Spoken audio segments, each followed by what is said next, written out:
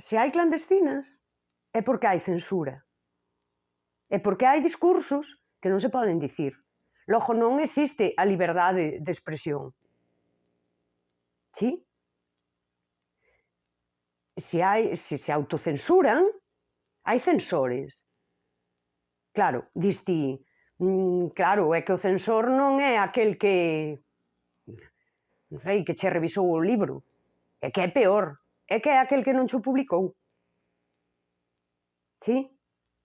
Daquela, por exemplo, cando as compañeiras de Vigo feministas do BNG, militantes do BNG, marchan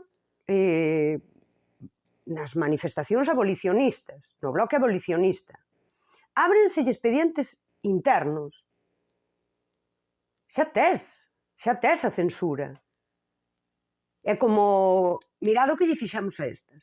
Coidado co que facedes as demais. Quen nos di a nós que aí non hai mulleres que están pensando isto, pero non o poden manifestar. E, por suposto, pois, haberá mulleres que xa non queiran militar no partido, non? Que podían chegar aí e non van chegar. Mulleres novas, con pensamento feminista, e daquela estarán aí fora, e ao mellor siguen sendo clandestinas, pero xa non queren militar nos partidos. Porque elas tamén sinten que traizoan o seu pensamento e que traizoan ao movemento feminista. Estamos falando dun problema moi complexo e, ao mesmo tempo, fácil de analizar, porque é o de sempre. É un problema gordo que temos. Que pasa despois? Co exilio. É dicir, a ti nadie che quitou de vir aquí. Volvemos ao mesmo. Ti autoexíliaste. Pero como consiguen que te autoexilies? Pois con ese vacío. Ti vas vir aquí e nós imos facer que non existes. A ver, é que isto é no bullying. No bullying, nos manuais de educación, ti podero ver, cando se está ignorando a unha criatura na aula, isto é unha forma de acoso moral. Ti autoexíliaste, pero... E incluso creas un diálogo interno no que dis, pois eu xa non quero pertencer aí, pois eu xa... Sí, pero este diálogo é teu, é que aquí, non, é que aquí dá, de verdade, para un estudio desde a psicoloxía social. E unha vez máis, como mudan as formas, é o de sempre. Ti chegaches á porta e non che dixemos que non podías pasar. Pero ti agora pasaches e vas... Ou o que me pasou a min. Pero ti agora chegaches e nós non interactuamos contigo aquí no Pazo da Cultura, en Carballo. Non interactuamos contigo porque ti és feminista. Pero cando nos dean 2 minutos de gloria ímolos usar e imos botarche a merda. Porque ademais imos dicir, nós estamos aquí protegidos.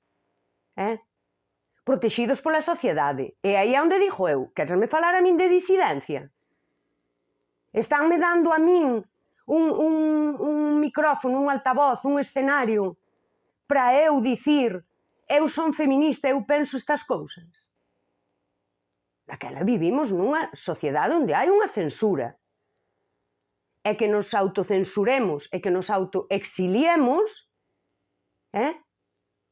non exime de responsabilidade as outras persoas. E daquela, ao mellor, temos que facer a reflexión. Primeiro eu teño que pensar porque me autoexilio, haberá moitas mulleres que teñan que pensar porque se autocensuran, e haberá moitas persoas que teñan que pensar se a forma na que están no mundo, ou, por exemplo, en política, cando me ignoras aí no teu Twitter, se ti estás facendo de censora. E xa o digo en feminino, porque os homes, ao mellor, agrédennos verbalmente, porque isto está correcto, isto é unha misoxinia que recuperamos, está correcto. E as mulleres censúrannos facéndonos un vacío, que non deixa de ser unha forma de silenciarnos. É para que cales. Non fales porque ninguén te vai escoitar. Non é un problema de calquera maneira. E non velo fala moito da pouca capacidade de análise que hai. E, por exemplo, de como se move hoxe o persoal que está en política. Estamos falando de cousas que vimos nos anos 30. Sí, sí, estamos falando de cousas que vimos nos anos 30. Pero agora en digital. No? Anos 30 3.0.